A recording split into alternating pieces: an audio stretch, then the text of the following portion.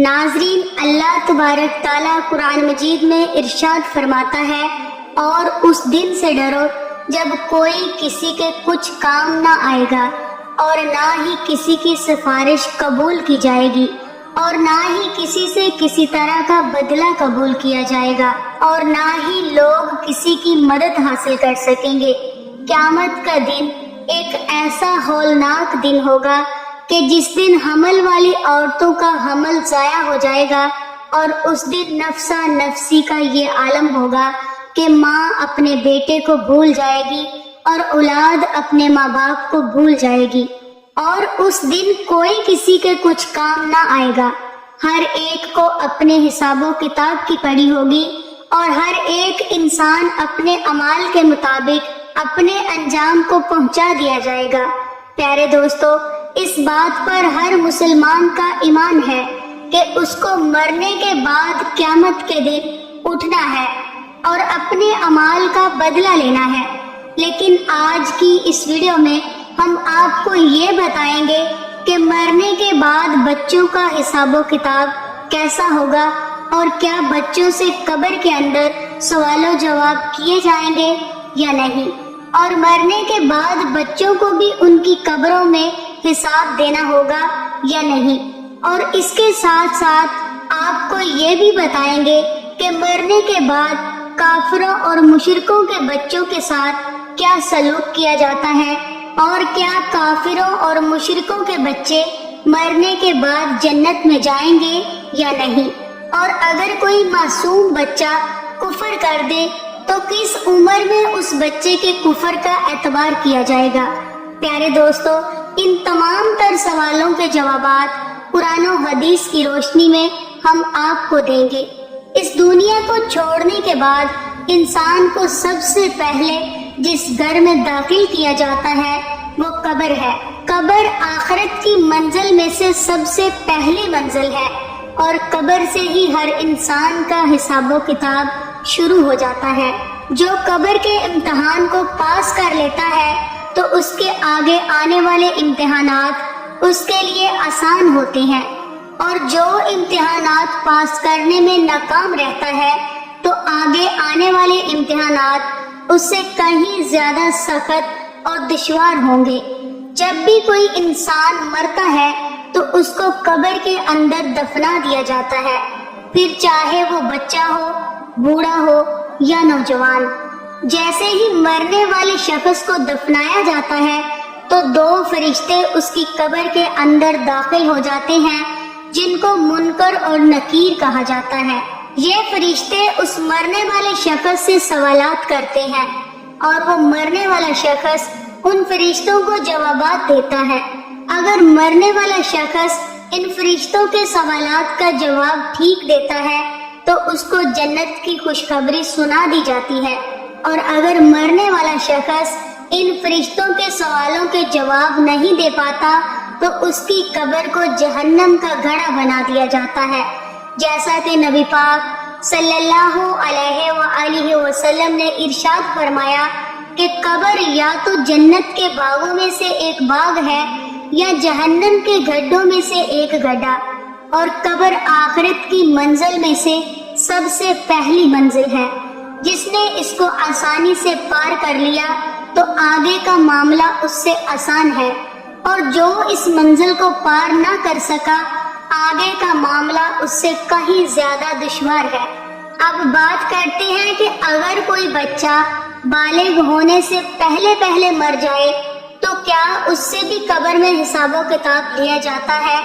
اور اس سے بھی سوال و جواب کیے جاتے ہیں؟ تو اس کے متعلق الگ الگ روایات ملتی ہیں۔ بعض روایات کے مطابق چھوٹے بچوں سے قبر کے اندر سوال و جواب کیے جائیں گے، کیونکہ اللہ تبارک تعالیٰ قبر کے اندر ان مرنے والے بچوں کی عقلوں کو مکمل کر دے گا، اور پھر یہ مرنے والے بچے اپنی کامل یعنی پوری عقل کے مطابق ان فرشتوں کے ان سوالوں کے جوابات دیں گے۔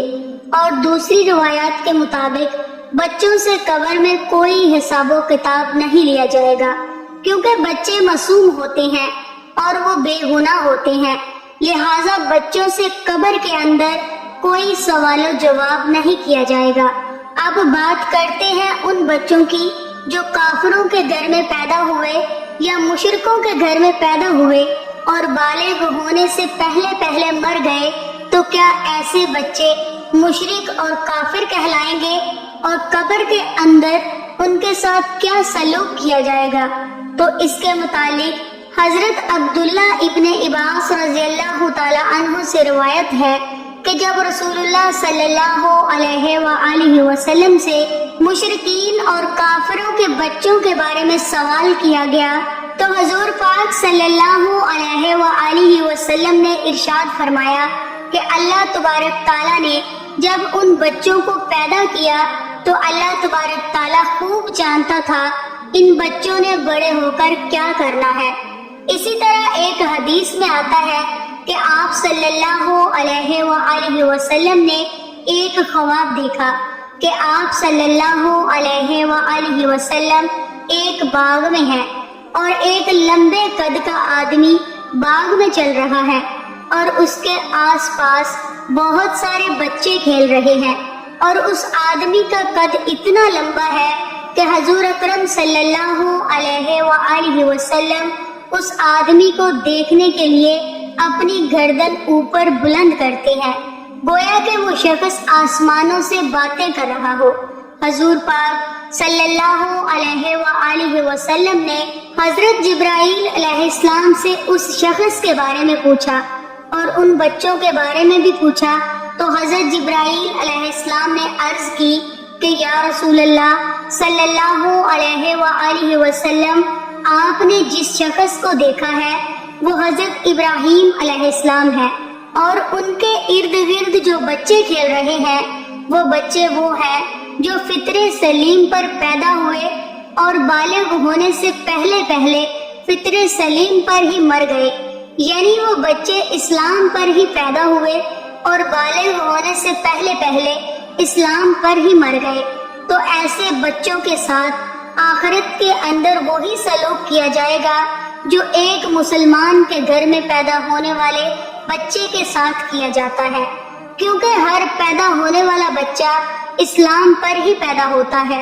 اور بعد میں بڑے ہو کر وہ کافر یا مشرک بنتا ہے، جیسا کہ حضور پاک صلی اللہ علیہ وآلہ وسلم نے ارشاد فرمایا کہ ہر پیدا ہونے والا بچہ فطرت پر پیدا ہوتا ہے، یعنی اسلام پر پیدا ہوتا ہے۔ جو اس کے ماں باپ ہوتے ہیں وہ اسے بعد میں یہودی، نصرانی یا عیسائی بنا دیتے ہیں، یعنی اس حدیث سے معلوم ہوا کہ ہر پیدا ہونے والا بچہ مسلمان پیدا ہوتا ہے۔ اگر کوئی ایسا بچہ جو کافروں کے گھر میں پیدا ہوا لیکن وہ بالغ ہونے سے پہلے مر گیا تو وہ اسلام پر ہی مرے گا۔ اب بات کرتے ہیں کہ بچے کی کتنی عمر میں بچے کے گناہ کو مانا جائے گا، تو اس کے متعلق روایات میں آتا ہے کہ بچہ جب عاقل اور بالغ ہو جائے اور اچھے اور برے کی پہچان کرنے لگ جائے تو اس عمر میں اگر کوئی بچہ کفر کرتا ہے تو اس کے کفر کا اعتبار کیا جائے گا، یعنی اس کے کفر کو مانا جائے گا اور وہ بچہ کافر ہوگا۔ علماء کرام بیان فرماتے ہیں کہ اگر کوئی بچہ 7 سال کی عمر میں کفر کرتا ہے تو اس کے کفر کا اعتبار کیا جائے گا اور وہ کافر ہو جائے گا۔ اب بات کرتے ہیں کہ کافروں اور مشرکوں کے بچے جنت میں جائیں گے یا نہیں۔ اگر یہ جنت میں جائیں گے تو جنت میں کون سے مقام میں ان کو رکھا جائے گا، اس کے متعلق الگ الگ روایات ملتی ہیں۔ کچھ روایات کے مطابق جیسے مسلمانوں کے بچے جنت میں جائیں گے اسی طرح وہ بچے بھی جنت میں جائیں گے جو پیدا تو کافروں کے گھروں میں ہوئے لیکن بالغ ہونے سے پہلے فوت ہو گئے، یعنی انتقال کر گئے، تو اللہ تبارک تعالیٰ ان معصوم بچوں کو بھی جنت میں داخل فرمائے گا، کیونکہ اللہ تبارک تعالیٰ ارشاد فرماتا ہے کہ وہ کسی کو جنت یا جہنم میں داخل نہیں فرمائے گا جب تک کہ اس کو اعمال کا مکلف نہ بنا دے۔ لہٰذا اسی وجہ سے اللہ تعالیٰ معصوم بچوں کو بغیر حساب و کتاب کے جنت میں داخل فرمائے گا۔ اور کچھ روایات کے مطابق کافروں اور مشرکوں کے معصوم بچے جنت میں تو داخل ہوں گے، لیکن یہ جنت میں جنتی مسلمان بچوں کے ماتحت ہوں گے اور ان کے خادمین کی ڈیوٹی سر انجام دیں گے۔ اور کچھ علماء کرام اس مسئلے پر خاموشی اختیار کرتے ہیں۔ ان کا یہ کہنا ہے کہ اللہ تبارک تعالیٰ بہتر جانتا ہے کہ اللہ پاک کافروں کے بچوں کے ساتھ کیا سلوک فرمائے گا۔ ناظرین، ان تمام تر روایات میں سے سب سے صحیح روایات یہ ہے کہ جو بھی بچہ بالغ ہونے سے پہلے فوت ہو جاتا ہے تو اللہ تبارک تعالیٰ ان کو بغیر حساب و کتاب کے جنت میں جگہ عطا فرماتا ہے، اور بالغ ہونے سے پہلے مرنے والے تمام بچے حضرت ابراہیم علیہ السلام کی ذمہ داری میں ہوتے ہیں اور ان کو حضرت ابراہیم علیہ السلام کے پاس رکھا جاتا ہے، پھر چاہے وہ مسلمان کے بچے ہوں یا کافروں کے بچے ہوں۔ اللہ تبارک تعالیٰ سے دعا ہے کہ اللہ تبارک تعالیٰ ہمیں نیک اعمال کرنے کی توفیق عطا فرمائے اور ان تمام تر برائیوں سے ہمیں بچائے جن برائیوں کی وجہ سے پہلی قومیں ہلاک ہوئیں اور اللہ تبارک تعالیٰ کے دردناک عذاب کی مستحق قرار پائیں۔